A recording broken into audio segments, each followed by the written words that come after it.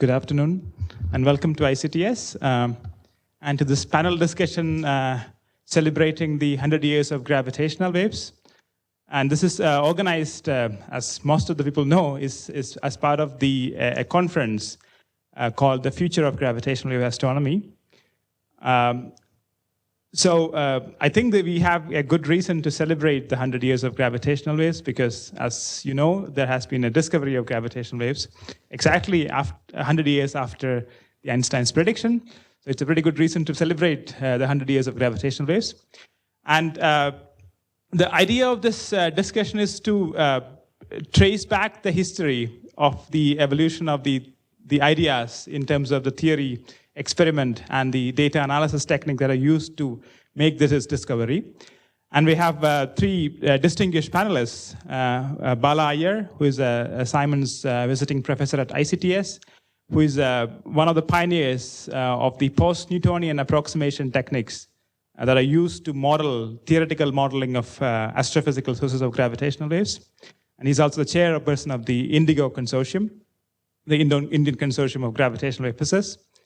And we have Stan Whitcomb, the LIGO chief scientist at Caltech, and who is one of the key person who was responsible for the success of the whole experimental program of the detection of gravitational waves.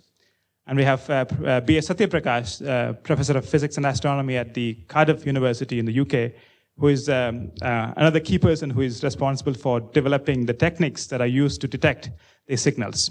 So we will first start with Bala, who is we will have a first sort of short presentation from the three of the panelists on the evolution of the ideas in the theory, experiment, and the data analysis. We will start with Bala R Iyer, and at the end, the floor is open for discussion.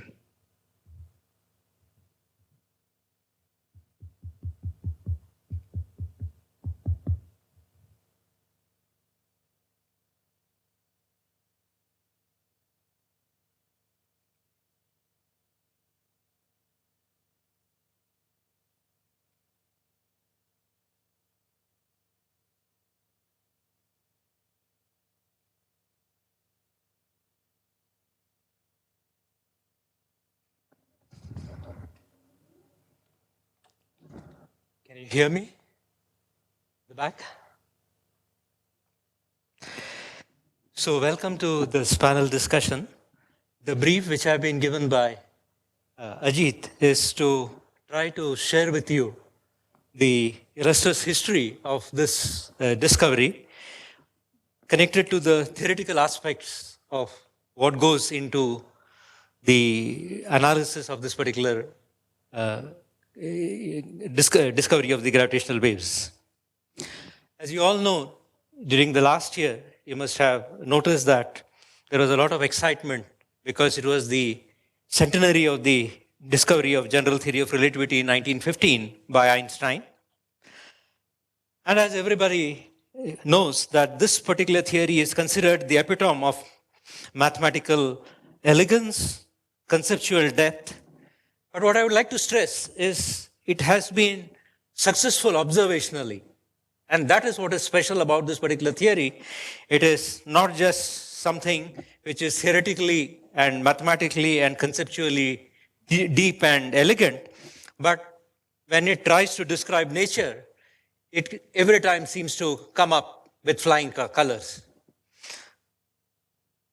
So as soon as he came up with his theory of general relativity, just a year later, Einstein was always using the similarity of gravity with electromagnetism.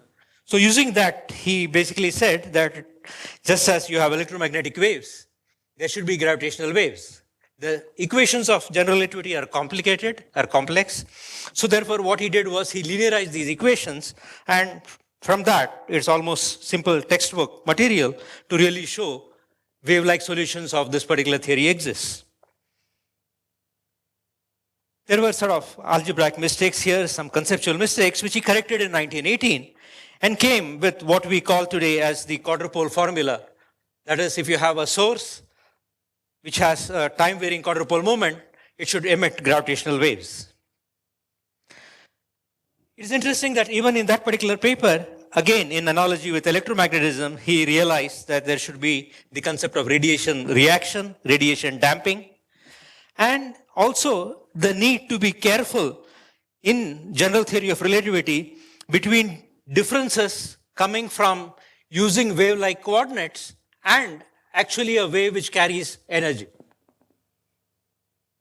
Now this issue, as you will see, over the next 50 years, confounded many people. Even Einstein, though at one particular point he realized that some effects could be coordinate independent, some are coordinate dependent, he himself sort of vacillated between those two viewpoints.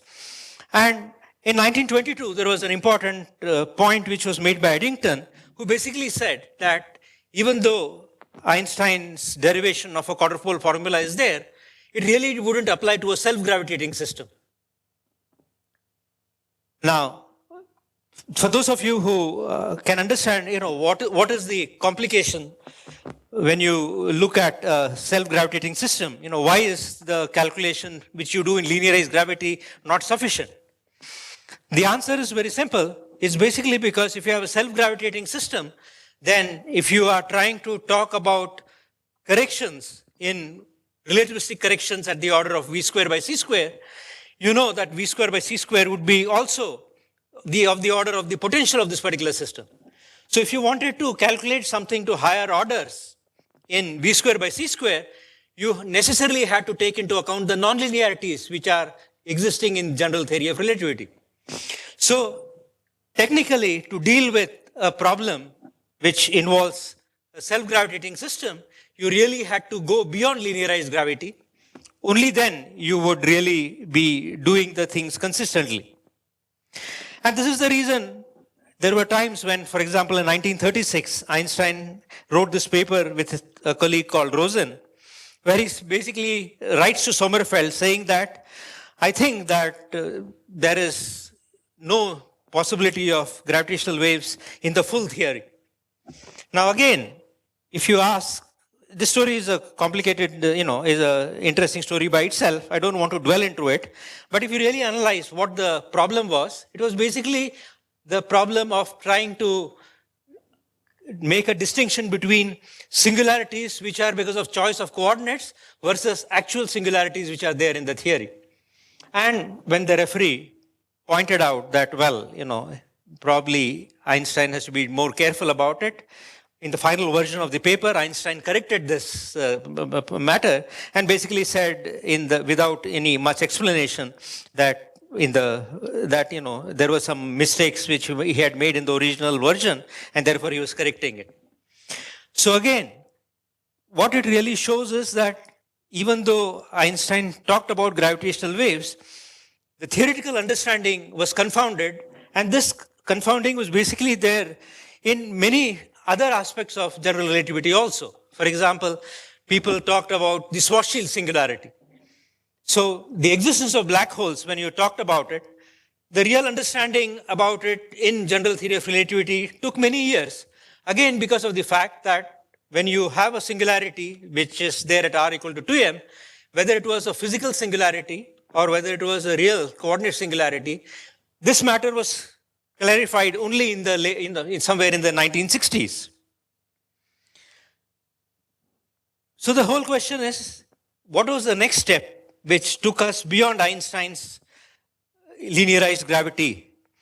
Now this happened again in 1940s in the Soviet Union under two different people. One was the group of Landau-Lifshitz and the other one was the group of Fock. And it's interesting that these two approaches, even today, constitute two independent approaches to really deal with gravitational waves in a precise manner. And those of you who were in Guillaume's lecture today basically would realize that the method which he expounded really is an extension of what Fock did. There is another alternative approach which he talked about, which is the American flavor. And that again is the extension of what was done by Landau-Lifshitz. So as you will see, in this particular subject, you really build from decade to decade. And what we do today really was built on what happened in 1940s in these preliminary works. The other important point where theory and experiment came together was again this important meeting which again Stan had mentioned, this Chapel Hill meeting. Now, when you talk about gravitational waves, there are two kind of problems you can worry about. One thing is, given a system, how does it produce gravitational waves? That is the problem of generation of gravitational waves. Now, this problem, as you saw in the lecture today, is a very complicated kind of problem. But then if you want to detect gravitational waves, the question which you have to answer is, what is the effect of gravitational waves on a particular system? And in this particular meeting, there was an important presentation by Felix Pirani, who basically said that let's, for the time being, focus on the effect of gravitational waves. And since we know that the effect of gravity is really the effect of tidal forces, by measuring the tidal distortion which a gravitational wave will cause, that is by measuring the Riemann tensor, you can really unambiguously measure the physical effect of gravitational waves. And this, as you know, eventually led to Weber constructing his bar detector. And later on, as Stan mentioned in his particular talk, and as you will probably hear again, was the reason why Ray Weiss again goes back and looks at the analysis of the interferometer in terms of what you really measure in general theory of relativity. Now, in this particular meeting, as I said, what one has to appreciate is that it was an epoch where the theoretical understanding was a bit confused. So it is really even more amazing that in that atmosphere, somebody like Weber really had the courage to go and build a detector. So there is one more point which I wanted to make. And the subtleties which mathematical relativists were arguing about sort of irritated even somebody like Feynman.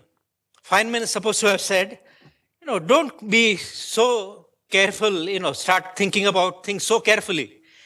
Because he said, if you're too careful, you'll not make any particular progress. So make up your mind what you want to do and then go ahead. And it happened that in the next decade or so, mathematical relativists essentially, resolved the work of Bondi, the work of Chandrasekhar, which again Stan mentioned, basically led to an understanding which was much more clearer.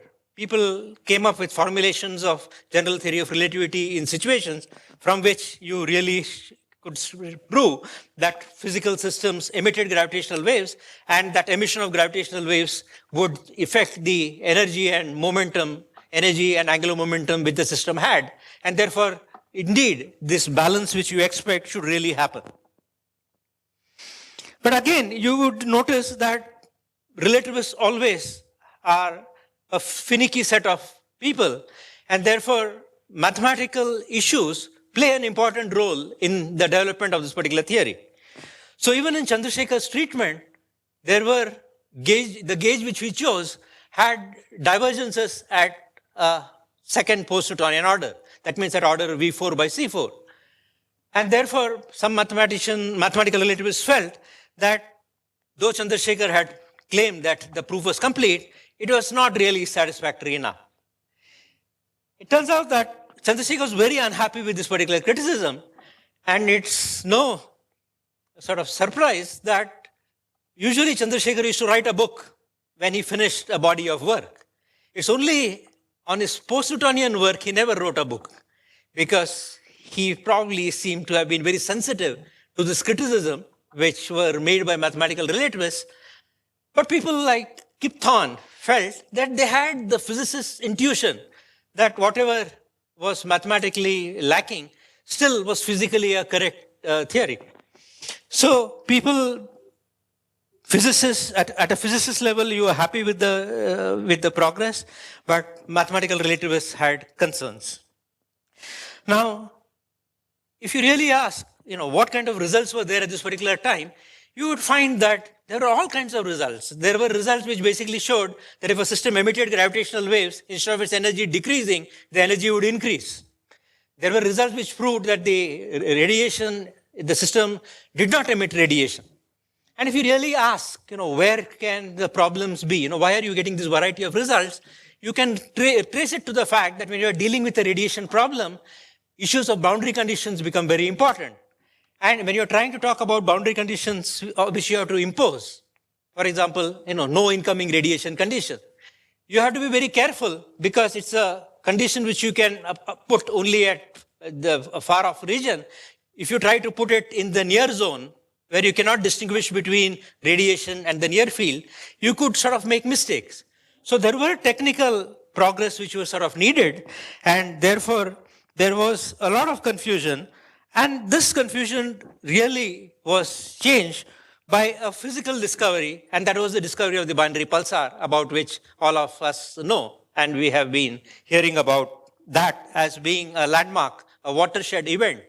Because it turned out that once this observation was made, an experimental observation of the change of this period, change of this orbit was really done, then people went back to all the theoretical treatments which were there before, and then start asking, how do I fix things which were not right? So in some sense, it was what I would sort of describe it as the beginning of the Mark II of approximation methods.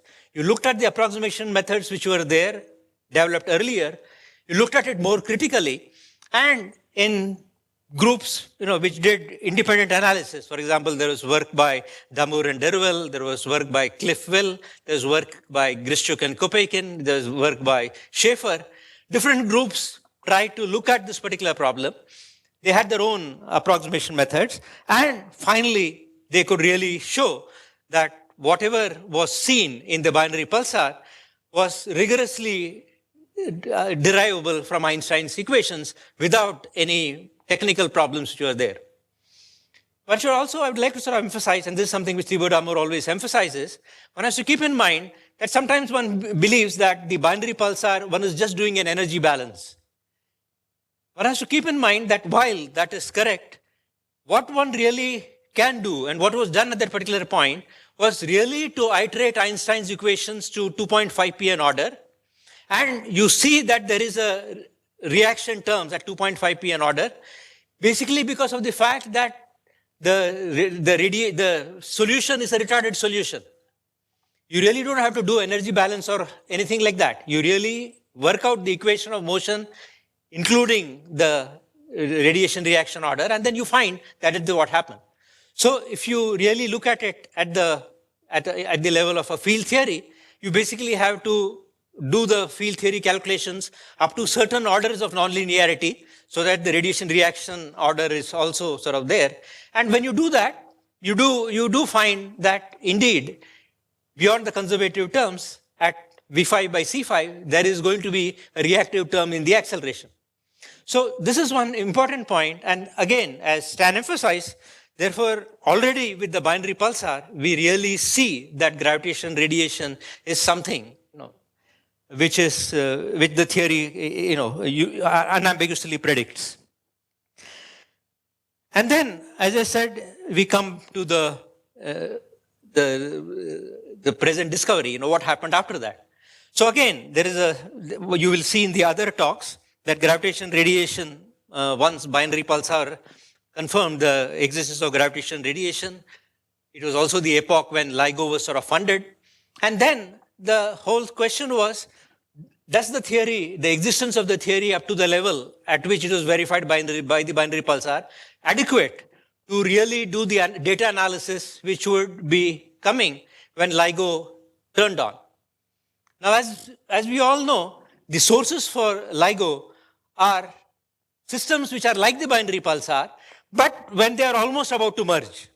Now, when they are about to merge, they are much more relativistic, and therefore the accuracy with which you have to look at Einstein's equation is much higher than when you try to verify the observations of the binary pulsar. So immediately it was sort of clear in a meeting which Kip Thorne had called in 1994 that what you really needed to do was really iterate Einstein's equations to higher orders so that you could describe the final in-spiral, the final plunge, and the final merger of the two systems. And 1995 onwards, this is exactly the problem was identified, and while the instrumental people were trying to get to the sensitivity required to make the detection, the theoretical community had to gear itself up to really iterate Einstein's equations and come up.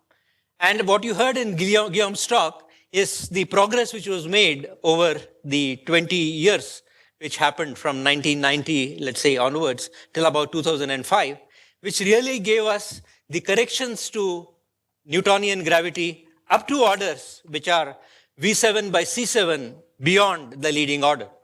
And that is what is really required. And why do you require it? As I said, it's basically because the system is so relativistic that unless you take that into account, you would not be able to do something like match filtering and extract out the parameters of this particular theory. So the important point is that you really needed, you are in a situation where the experiment was really pushing the theory. Normally, when something can be done, we end up doing it. But this was one particular case where the experiment really required you to push the theory to a very high order. It was, in some sense, I would say, like in electrodynamics, if you predicted something like the lamp shift, you could, if you want to measure it, and if you wanted to check electrodynamics, you really had to make a theoretical calculation about the lamp shift. So I would say that this is something like that. The analytical calculations were sort of really required. They could do things up to a particular order. And then 2005 onwards, numerical relativity also became mature enough so that it could calculate things in the regimes where the post-Newtonian approximations broke down. And by the time the discovery was made, the analytical infrastructure, which was really required to interpret the particular event, really became available. So I basically, just wanted to share with you the history of whatever it is. I've sort of skipped many of the details. The only thing I would say is that you start making, when you really want to do such a complex problem, many times if you try to hit it completely and try to solve the full problem at one stroke, you would not be able to do it. What I found was very, very important was to really think physically about this particular problem. And in this particular case, the physical thinking, which was done in a very famous paper, which is called The Last 3 Minutes, was to say that if you really want to describe an inspiraling binary, break up this particular problem into a conservative motion on a fixed orbit, and then superpose on it the inspiral. Break up the calculation of the motion into inspiral and a radiation part. And that's how the problem was sort of solved. And using what you do in the earlier parts, as Guillaume explained, you can extend the domain of validity of these approximation methods by using CARDIFF approximants. So you construct the EOB, and from this EOB, you have parameters. Using this flexibility, you match it with numerical relativity, you stitch these waveforms, and finally, you have a full picture about what is happening when a system starts, inspirals, plunges, and then merges. And the waveforms which you saw, and the waveforms from which the physical parameters were extracted, really came from almost 2 decades of work from groups which really worked, checked each other consistently. And as you say, every time you go to a new order, as Guillaume pointed out, at 4 p.m., there are 2 groups, they don't agree on the calculations. Resolving it is what will take us to the next level. So with that, I'll just stop my presentation. Thank you, Bala. So we'll take questions after the full presentation. So let me invite Stan to give the next presentation. I'm actually more comfortable with this. Okay. Thank you very much. I'm going to run very quickly through a little bit of the history of the experimental efforts to detect gravitational waves. The first detectors were these things that we call bar detectors. They were pioneered by Joseph Weber in the 1960s. He used the resonant motion of that bar to essentially amplify the effect of the gravitational wave on the bar and increase its sensitivity. So these were large aluminum cylinders, about 1 ton in mass. They have a resonant frequency vibrational mode like this of about 1 kilohertz. And so a gravitational wave coming in would grab one end of the bar, grab the other end, stretch it, stretch it, squeeze it, and you'd see an excitation in that fundamental vibrational mode.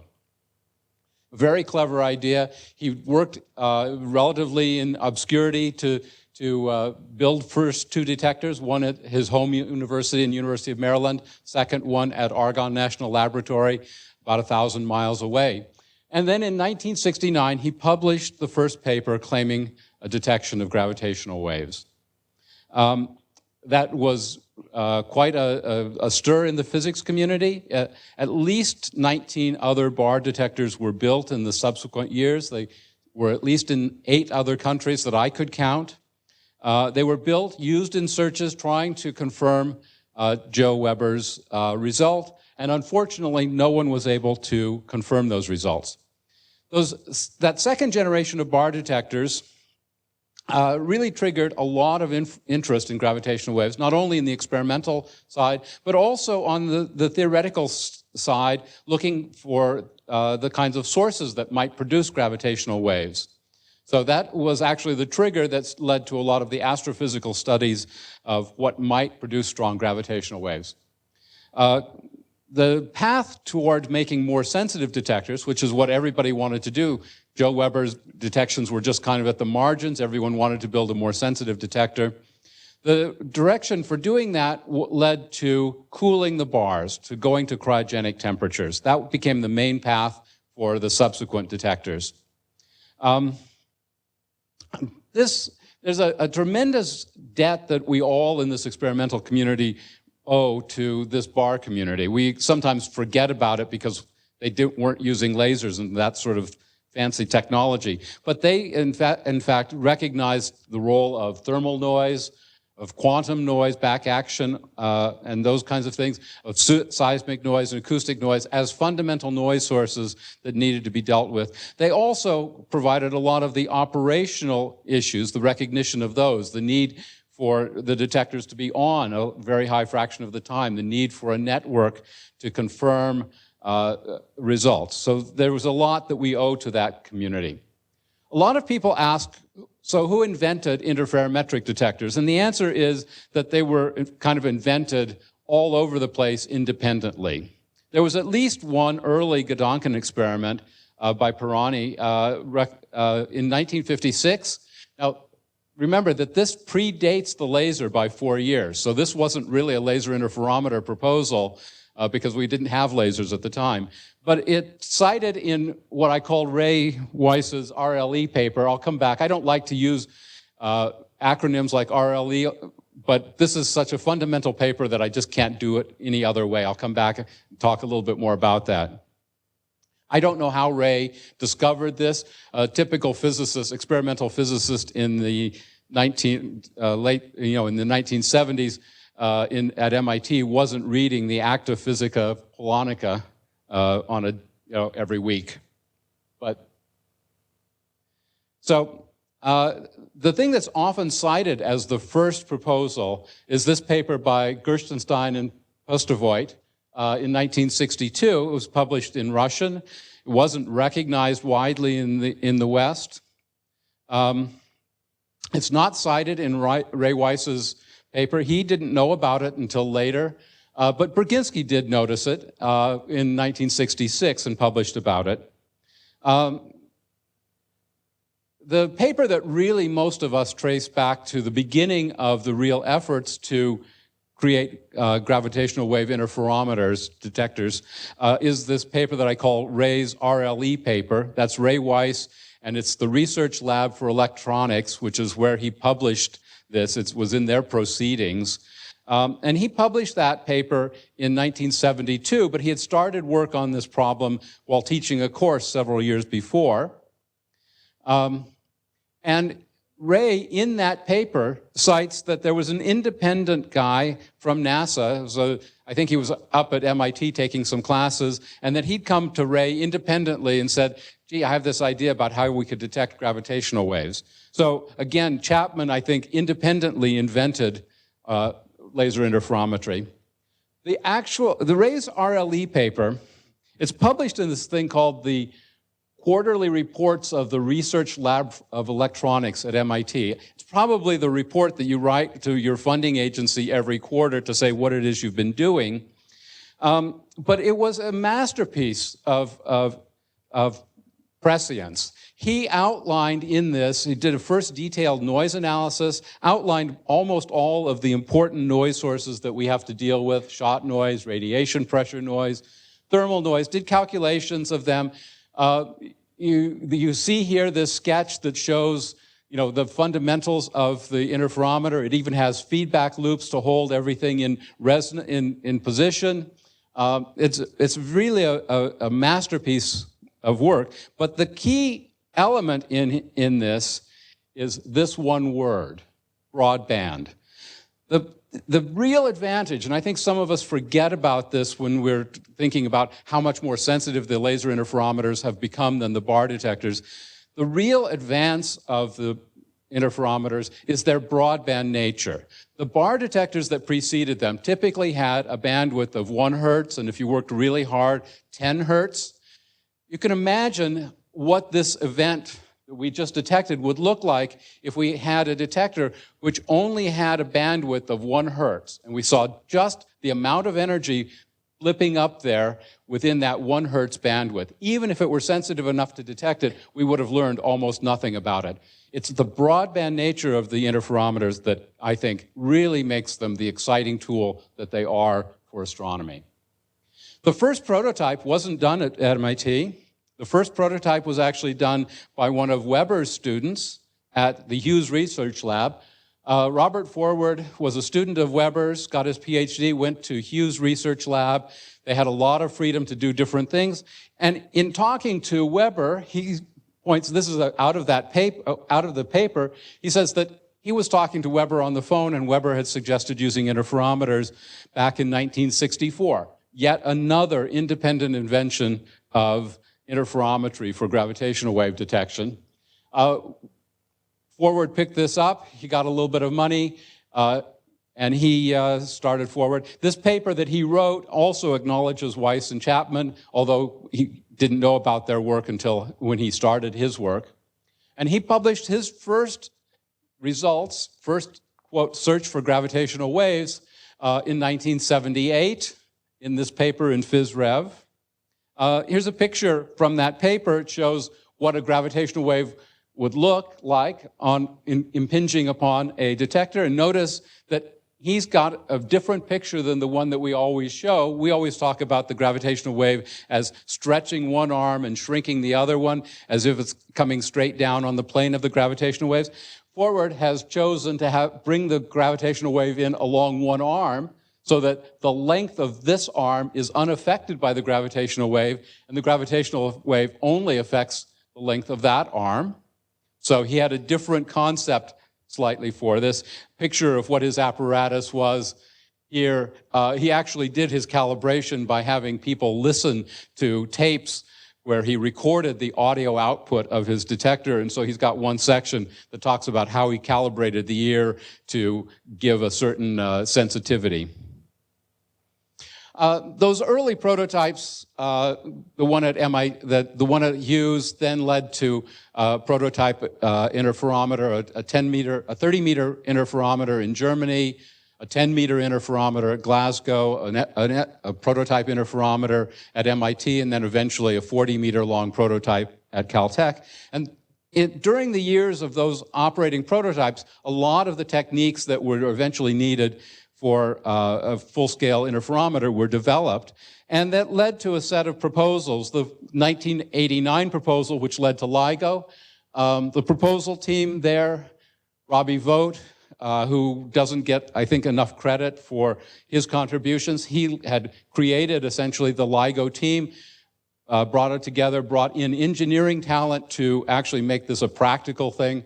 Ron Drever, Ray Weiss, Kip Thorne, and Fred Robb were the proposal team in this 1989 proposal. It's a 2-volume proposal. It's a masterpiece. The volume 1 is the science case, the detector physics, the design of the interferometers, the description of the prototype experience. The second volume, which is actually the thing that's most amazing to me, is the engineering design and the cost basis for building this thing that had never been built before. And it was very detailed, very well founded, and very, very accurate in the end.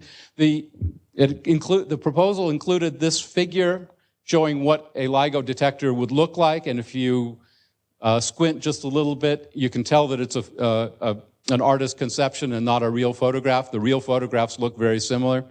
It also recognized that there would be a two-phase approach to this, with an initial set of detectors with limited sensitivity to gain experience, and then an advanced set of detectors that would have the high probability of detecting. That, again, has come true. And the thing that I think is really amazing for this is the leap of faith that the National Science Foundation took to fund this proposal, because here's the sensitivity that we'd achieved with the prototypes. At that time, we needed to go another 3 or 4 orders of magnitude in frequency, in sensitivity, an order of magnitude or more in frequency to lower frequencies, in order to have a detector that would be credible in this. And the NSF looked at this and said, yes, we will go ahead and support this project. In 1987, there was a proposal for Virgo, the detector in France. Here's their cover sheet, a picture of what they have got. This grew out of a meeting in France, primarily led by GWDAW and BLAIR. They were the two leaders who brought together their groups to form this. They brought in some other groups to add additional strength. This proposal was eventually funded just a year or two after LIGO was. There was also a German-UK kilometer scale project. It was proposed in 1989. The UK got this approved. The money was sort of earmarked and set aside in the UK. And then the reunification happened in Germany. The German side said, we can't afford to fund this. No funding was available. And so that group backed away from this kilometer scale project. This was going to be also a 3-kilometer project, and they backed away to a 600-meter project, GEO 600, which played a tremendously important role in the development of the technologies. So that's a quick summary of some of the early days of the experimental program around the world. Thank you. Stan, thank you very much. We will end this presentation session by having a presentation from Satya on the development of the data analysis techniques. This has been never done before. This is the first time ever I have given a talk on gravitational wave data analysis. Did I put that at all? I don't think I put a... Okay, that's good. My apologies that it will not be very interesting. Anyway, I think in data analysis, things started as a way of supporting interferometric detectors. Even before interferometers were planned, there was gravitational wave data analysis going on, but with a flip chart or listening to the sound or something like that. But a serious way of digitally analyzing data and making the best use of available technology in other fields began with planning for interferometric gravitational wave detectors. And the first book on gravitational waves was one by Bernard SCHUTZ. He had a NATO advanced study workshop in July 1987, very close to Cardiff. There were a bunch of talks, and this is proceedings from the talk. If you look at what he had in this, it really encompasses all the things right from data analysis to data storage and things like data exchange. And what really I was fascinated by was that we will need a network of detectors to do proper science. And already in 1987, even before the detectors were built, he's talking about data exchange. And it is really fascinating. He asked a funding agency expert to come and chair the meeting so that there is agreement at that time already. So that was pretty fascinating. But if you look at what he says in the proposal, in the preface, he says, this is in preparation for interferometric detectors. What computing hardware might be required to sift through the data? What software would be required to accomplish this task? And given that every group accepted that a worldwide network of detectors is going to be operating, what kind of cooperation would be required as well? But I think what is significant here is that it is the first volume to be published on this subject. There was no other source to go, and many of us who started working in this area, this was the Bible to begin with. And I myself started off reading from that book. But a landmark paper, which appeared somewhat later, which Bala already mentioned, is this last 3 minutes paper. Because while the SCHUTZ book gave us what are the open problems, where do we need to go, it is this paper which set the goals for both theoretical studies, but also for data analysis techniques. So it's a really wonderful paper and nice to read it. I think right from the beginning, I already put GWDAW -3. This stands for gravitational wave data analysis number -2, because people did not count in those days when these data analysis workshops were held. This -2 is the one that resulted from that last 3 minutes paper, and it was held in 1994 in Pasadena, which was attended by many of the theorists and data analysts, and that's the one that really laid the foundation.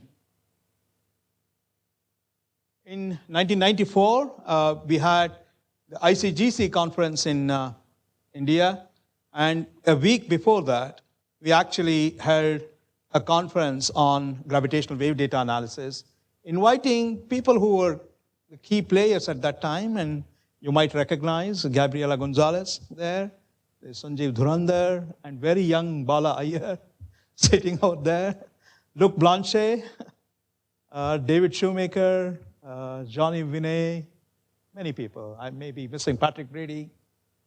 Right? So many of the would-be pioneers were already present in this workshop, and that was GWDAW -1, 1994. The one that was very key, which had LIGO directorate present, was the one that was held in ASPEN Center for Physics. I regret I could not go to this. I received an invitation as I started off in the early years of my work in IUCAA. I was invited to this, but I could not go. But this conference had many people who were deeply involved in construction of the project, theoretical calculations, and data analysis techniques. All of them were there, and I would consider this as the European style of counting, 0, GWDAW 0.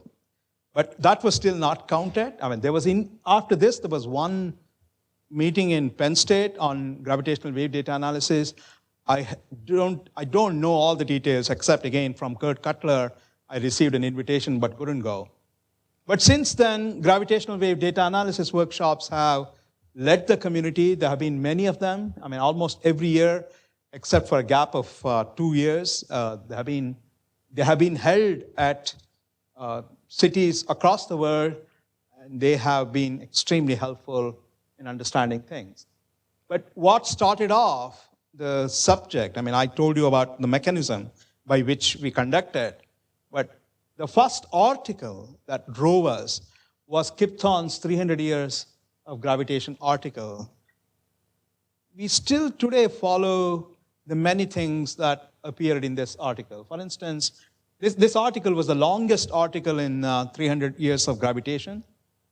It gave you the physical and mathematical description of gravitational waves, generation and propagation, astrophysical sources and data analysis, and detection of gravitational waves, which included all the different kinds of detectors that one could think of.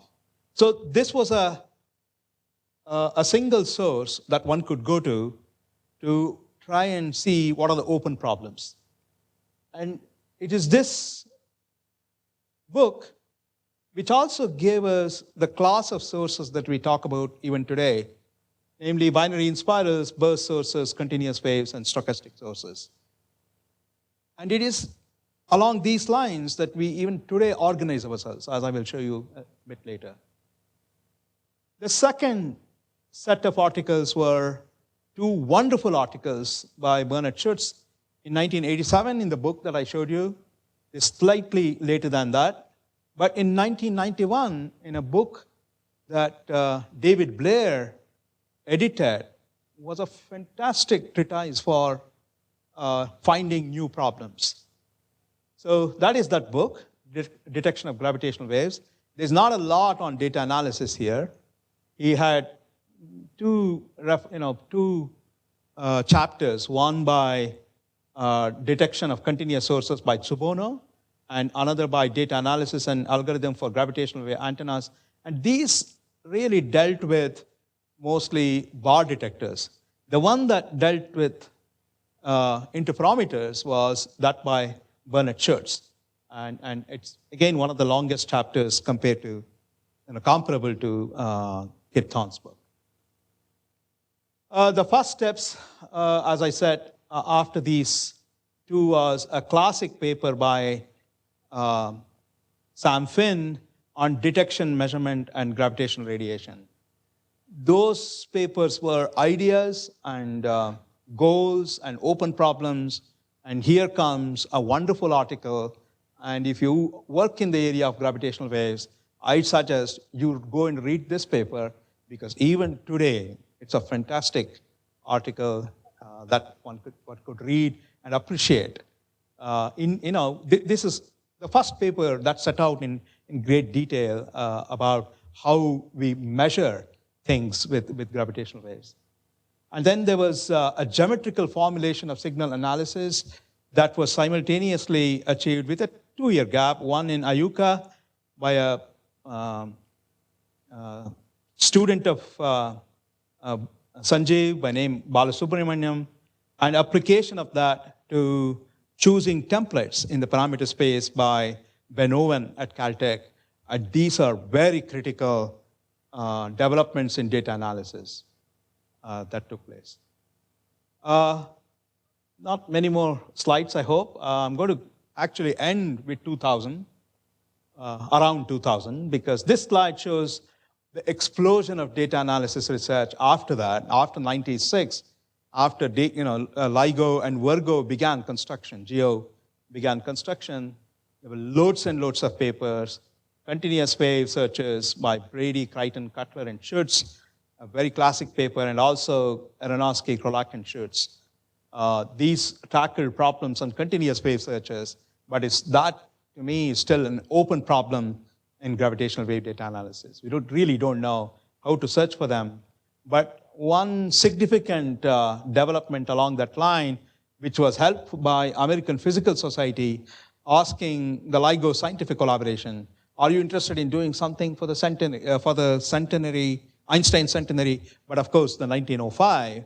And that challenge was taken by Bruce Allen and other people at University of Wisconsin at Milwaukee, and that led to the Einstein at Home project.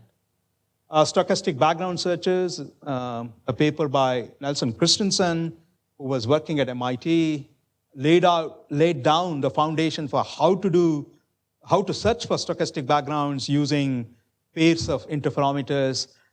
And the theory and data analysis was worked out in much more detail by Allen and Ramanujan. Development of generic burst searches took place in the late 90s. This is the last problem to be tackled. It's still an extremely hard problem. And the only post-2000 paper that I mentioned is that by Klimenko and Mitchell-Macher, because that's the one that gave us the online trigger, well, not exactly that particular algorithm, but developments, or rather improvements of that, is the one that gave us. So beyond this time, it was actually the LIGO scientific collaboration which organized the work on data analysis.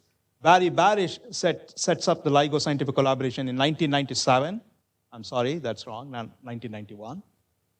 And then the data analysis groups are set up around those 4 themes which were mentioned in Kip Thorne's article, but look at what they are called. This is really completely shameful, and they're all called upper limit groups. No hope of making any detection. And actually, we turned them around and we started calling them something else after the first of three science runs. We started calling them something else. But this is really depressing looking back. And we knew that there was something wrong, and we changed those names later on. But they were all called upper limits. I think with that, let me just end by saying that one of the things that is not appreciated and does not appear in literature, and huge effort, and without which we couldn't have made these detections, is detector characterization. And here, my own knowledge is very sparse. I don't quite know when it started. It must have started in labs. Stan, you were involved as well in one of the working groups in the very early stage. I'm sorry I missed your name, but Keith Riles and Gabriela Gonzalez were involved in it. And today, if we don't clean the data by detector characterization, it turns out that we really can't assign the kind of significance we can to the events that we discover. So that's a massive effort. With that, let me stop. Thank you very much. Thank you, Satya. So now the floor is open for discussion. Let me start opens the floor by asking Stan a question. So Stan, looking back to the history, it seems a miracle that NSF agreed to fund a project, make such a large investment in the gravitational detection in the 90s. So what made NSF this? How was this possible? I think there were a couple of things. First of all, the NSF was taken by the grandeur of the project and the potential. And Richard Isaacson, who was the funding officer beginning in 1978, I believe, funding the prototypes, he saw the potential. He wanted to see this succeed and really helped guide the proposers into producing a proposal that was meaningful. The second thing was that although we hadn't demonstrated the kind of performance that was needed at the time of the proposal, the NSF recognized that the largest portion of the costs were going into things that were relatively well understood, the vacuum system, the building of the facilities, that the detector components were a relatively small portion of the cost, at least for initial LIGO. And so the fact that we didn't really know all of those things very, very well meant that we weren't really at risk in terms of blowing the budget, and we had several years while the facilities were being built up to make the kind of progress that was needed on the detector. They looked at the past progress, extrapolated to the future, and made this leap. But it was still at a time when the NSF really was willing to take risks in a way that in the modern climate they don't really do anymore.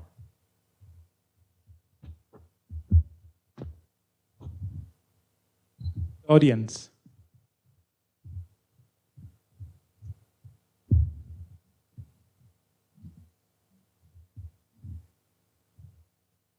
Next one. Did you have one? Yeah, my question is to Stan. This is related to Joe Weber's thing. You mentioned that the way in which you presented it looked like since none of the 18 detectors detected the signal, it seemed like a claim seems to be wrong. But if it were a transient which happened during the time when he ran, how do you expect the other detectors? Were there detectors running in parallel with the Joe Weber's bar detector? No, when Joe Weber made his detection, he actually saw several events, I believe, in those early going, and was seeing events at a rate that was theoretically viewed as impossible. For example, the people took, there weren't good methods for measuring the sensitivity of the detectors at that time, and so the best estimates of his detectors were that they could see H's, I think, of 10 to the minus 14. And so when you actually calculate how much energy was being emitted by gravitational waves, essentially the universe would have radiated away all of the matter in less than a Hubble time. So there were people that were very suspicious at the time. The groups that got into the business at that time, many of them got into this business thinking that Joe Weber had detected something really exciting and they wanted to get involved in it and start up and improve on his measurements and actually see what he had been seeing. There was another set of people who got into it with the idea that they believed Joe was wrong and they wanted to prove him wrong. And so it wasn't always the prettiest time in science, not necessarily a period of time that we can all be very proud of. I just wanted to make one comment about Joe Weber's Bohr experiments and detecting bursts. Stephen Hawking has written a paper on burst data analysis. Probably the only paper he wrote on any data analysis, but it is very interesting that around the time when after Weber started reporting, he wrote a paper on how to do data analysis. That really is fascinating to me. But the person, there were papers, especially by Martin Rees, who calculated omega GW, which you can very clearly see if it is, 8 orders of magnitude than what we are detecting, would be 16 orders of magnitude more in energy. So it would vaporize the whole universe.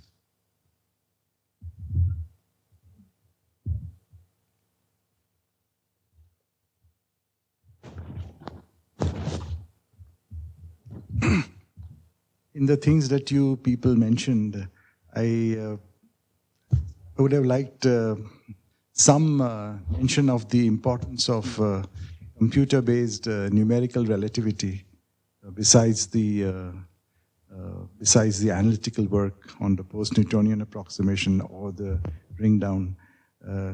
Can one of you comment on that? The effort started already 5 decades ago. But these were extremely hard problems, and mainly because it was difficult to satisfy the constraint equations. And it was always falling apart. The equations were known to be hyperbolic and therefore solvable on a computer, and they knew that it will eventually happen. But because of the nonlinearities, those problems were there. The problem became so people were really interested in the beginning about gravitational collapse. The coalescing binaries of black holes really came to light in the late 80s and 90s. All the estimates would simply stop even with single black holes. You could not even evolve a single black hole. That was the first thing to do. So they got some success with that, moving a black hole numerically. But the problem was also one of computing power, and that was not available in the early 90s or even late 90s. So they had to use some clever tricks which made approximation schemes. And the third problem was one of initial conditions. Initial conditions had to be right as well, otherwise you have some residual eccentricity and very funny orbits. You thought that they were going to be in quasi-circular orbits, but they are not, and so on. So what then it led to was a community effort which started putting together codes in the form of what is called a cactus infrastructure, which is still maintained and used by the community. And the key thing was really to get that final merger.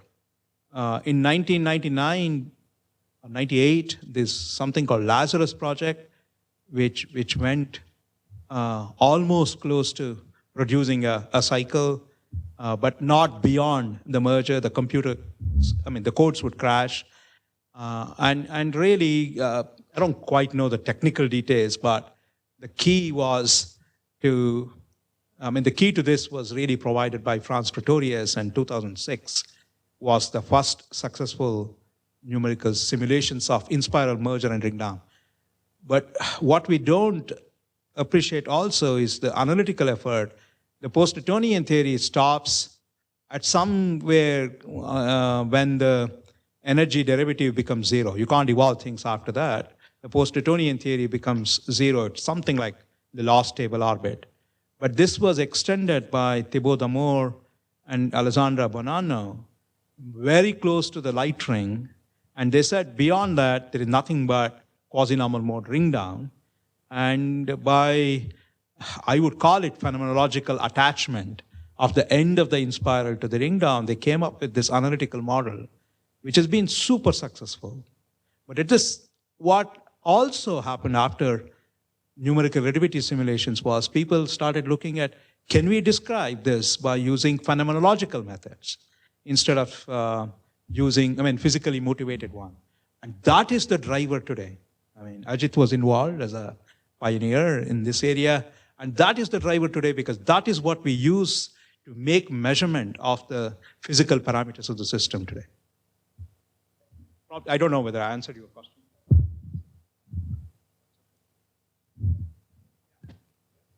Historical question.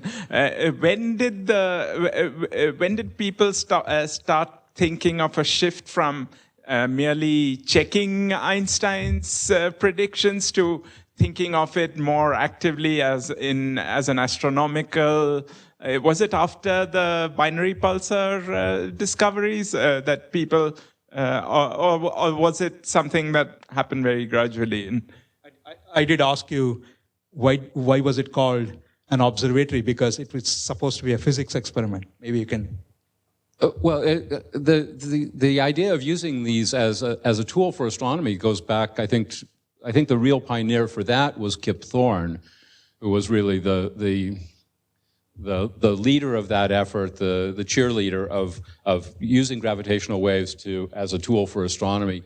And so you go back to his earliest papers, the one in 300 years, or even well before that. You can find the seeds of him wanting to build this completely new field of gravitational wave astronomy. I don't know anyone before that, but who really pushed the astronomy aspect prior to Kip. I think that's really, if you will, that's his big contribution to this field, which is huge.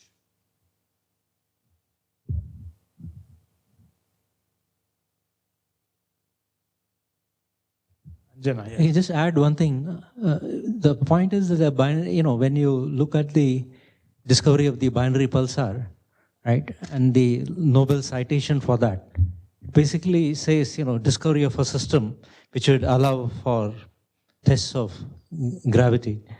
So the binary pulsar discovery and people analyzing, making exact theoretical predictions from general theory of relativity and trying to check it with the observations, I think already sort of was from the theoretical side, it made more strong, the more broad things which Kip was talking about. And then onwards, the fact that when you have the binary pulsar observations, for the first time you can ask the question, if you had a theory of gravity which involved some other fields, then what would happen? So this kind of problems which grew around the binary pulsar really slowly took you to testing GR by using gravity wave observations.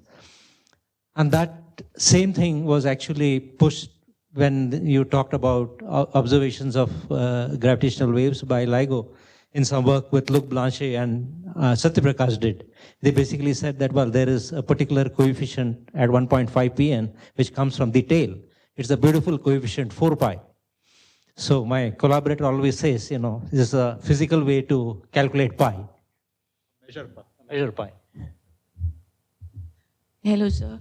So after existing for almost 25 years, it's like in last February 2016 that the world finally heard and acknowledged LIGO. So 25 years is a big time, right? I mean, what kept you going all that time? Well, first of all, I think I actually started in this business in 1980, so I had to keep going for 35 years to see this. Actually, 35 years and 12 days to be exact. So I think in the beginning, all of us thought that this job was going to be much easier than it turned out to be. We had visions in 1980 of building a small-scale team that would just go out and we'd put up vacuum pipe in the fields and align it and build a detector and have it work. And we didn't know how difficult the project would be.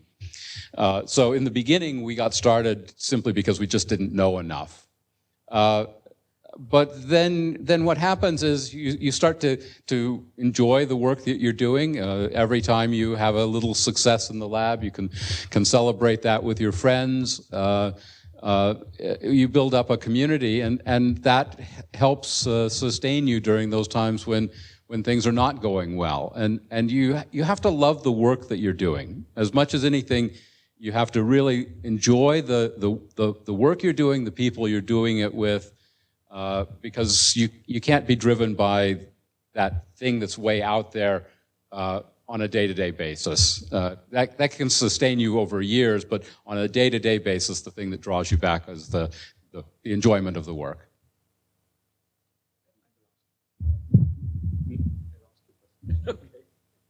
No point.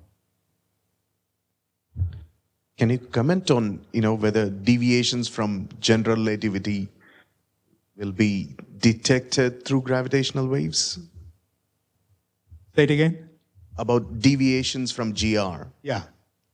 Through where could be the signals lie? Oh, what would be the signals like? We don't know in an alternative. How far are we from seeing? Oh, okay. I think in certain alternative theories of gravity, there is effort to make some computation.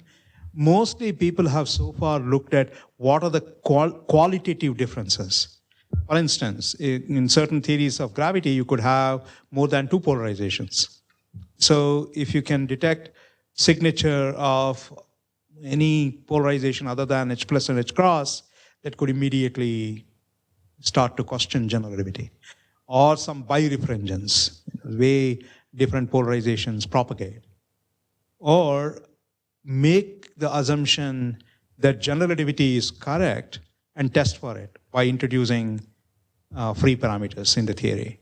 So far, we don't really have waveforms that span in-spiral, merger, and ring down in an alternative theories of gravity, so we have nothing to compare with. All we can say today is that it is consistent with general relativity. That's totally unsatisfactory because you should really compare it. Just as in the case of the Hulse-Taylor binary pulsar, it actually triggered computations in alternative theories of gravity so that you could make concrete comparison. And that doesn't exist today. So hopefully this detection will drive that.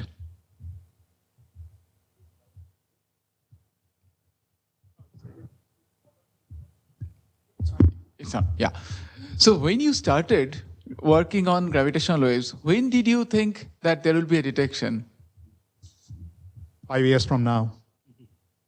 Yeah, 5 years from now, yes. I thought it would be in 1980. I started working in 1980. I thought we'd have detection before my tenure case came up in 1987. So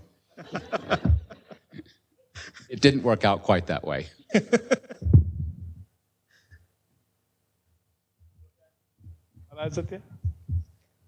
No, as Satya said, you always knew that you had to wait, and you would always be, people would always smile when you said, when do you expect the gravity wave? You said, okay, a few years from now. He said, yes. So I think it was one of those things we had to live with, that people never took seriously any prediction we made about when we'll make the first detection. But to be honest, at least some people started preparing for failure with advanced LIGO at design sensitivity, and that's what I wanted to ask you, Stan. You waited for 35 years. Would you have waited for another 10? Oh, that's a hard one. Maybe I would have, but I would have been very disappointed. I have to say that if what we had gotten with advanced LIGO were the results at the pessimistic end of the scale, you know, one neutron star merger every year and nothing else. Yeah. I think I would have considered the whole exercise to have been one of those cases where the operation was a success, but the patient died. I mean, it would have been a real disappointment to me if that had been what we saw. The fact that we saw something that was completely unexpected, you know, or very much unexpected, and really outside of the range of what was there, was the thing that really made my insides warm. Just to ask you the question, do you think that even with this one discovery, you know, the O in LIGO is justified? Yes, I do, actually. I think there's a range. When we get to the full advanced LIGO sensitivity, we'll see, I don't know the exact number, but it's going to be of order 100 or more per year of these, and that will open up a richness of observational studies that I think will really justify the O in LIGO. Okay, with that note of excitement, I think let's close this session. Oh, is there a question? Okay, yeah, maybe the final one. I just wanted to ask, concurrently when LIGO was being set up and built, there were other mega projects like the LHC or the other telescopes like the Kepler telescope or the Hubble telescope. So was there an influx of people? And basically, I want to ask, how was it, working alongside these mega projects, coming up concurrently? Well, it's interesting. In fact, LIGO was really the first really big project that the NSF had to manage. They had done projects before, but they did them on a very ad hoc basis. And it was only when LIGO came along that the NSF began to create a special management structure for doing mega projects like LIGO. And so many of the projects that have come since then have been done along the same lines as LIGO in terms of the way NSF manages them. And so prior to that, the projects were kind of independent and they didn't have much interaction, these different projects. But with LIGO, the NSF began to have more formal interactions where they would have review committees, and they would choose the leaders from these other projects to be on the LIGO review committee. And our people would be on the review committee for things like ALMA and the National Solar Observatory Telescope kind of thing. So we started to have much more interaction and learn about the best practices for how to manage large projects. So I think that has been quite good. I think we've always been jealous of the fact that all those other mega projects saw things faster than we did. I think that's very much true in the data analysis side as well. If you look at the faculty who were appointed to various places and postdocs until 2009, they were all trained in something else, PhD in something else. Not in the case of theoretical studies, but in data analysis and gravitational astronomers and astrophysicists. That's what I would like to call them. They were really trained in completely different field.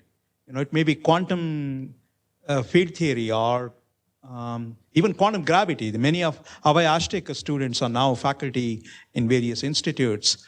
The first person who was trained as a gravitational wave astronomer who got a faculty job was Duncan Brown at Syracuse in 2009 or something like that. And that's the first time ever somebody got a job as a faculty having done a PhD in gravitational waves. So that tells you that there was a lot of influx from other fields. be the last question. Given the history we've heard, would it be possible to get us a brief history of the Indian effort and maybe a brief roadmap? What is it? No. So, as you know, the Indian effort in gravity wave basically started somewhere in the 1990, and that's basically work which was done by me and Sanjeev. So it's again, historically, when I look back, it is very important to catch the field when it is just taking off. So if you look at the calendar when LIGO people were seeking funding for LIGO. So essentially around that particular time, for whatever, it was probably an accident, we also felt that we should be changing from what we were doing. And gravity waves seemed to be one interesting area to get into. So I had a sabbatical in Paris with Thibaut Damour.